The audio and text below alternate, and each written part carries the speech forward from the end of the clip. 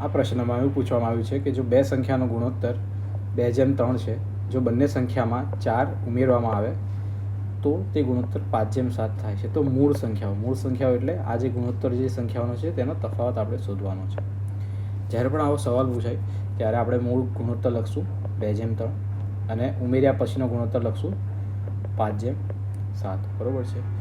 અહીંયા 2 થી 5 જશું, આપણે 2 થી 5 જશું તો 3નો વધારો થાય છે. 3 થી 7 જશું તો 4નો વધારો થાય છે. પણ વધારો તો સરખો હોવો જોઈએ, જે કેટલો હોવો જોઈએ, 4 જેટલો હોવો જોઈએ. પણ આ તો અલગ અલગ આવે છે તફાવત. જ્યારે આવો અલગ અલગ તફાવત આવે ત્યારે આપણે શું કરશું તો કે આ જે રેશિયો છે, આ જે ગુણોત્તર છે, તેમનો તફાવત વડે એકબીજાને ગુણી નાખશું. તેમના તફાવત વિશે વડે એકબીજાને ગુણી નાખશું. એટલે કે 3 - 2 બરાબર 1.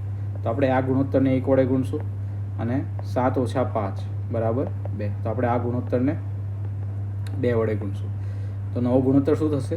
4:6 અને 5:7. બરાબર છે.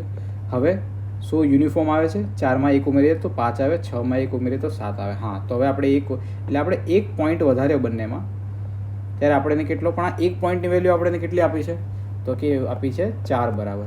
1 પોઈન્ટની વેલ્યુ આપણને આપી છે 4 બરાબર. બરાબર છે. તો મૂળ સંખ્યા કેટલી થશે તો કે આ 4 પોઈન્ટ છે અને આ 6 પોઈન્ટ છે. બરાબર છે. આ જે પી છે એકચ્યુઅલી HCF હોય છે. HCF એટલે કે ગુણોત્તર ગુરુત્તમ સામાન્ય અવયવ. તો એ બંને વચ્ચેનો તફાવત કેટલો થશે તો કે 2 પોઈન્ટ. તો 2 પોઈન્ટ એટલે કેટલું થશે? 2 × 4 બરાબર 8. તો આપણો જવાબ થશે 8. Thank you.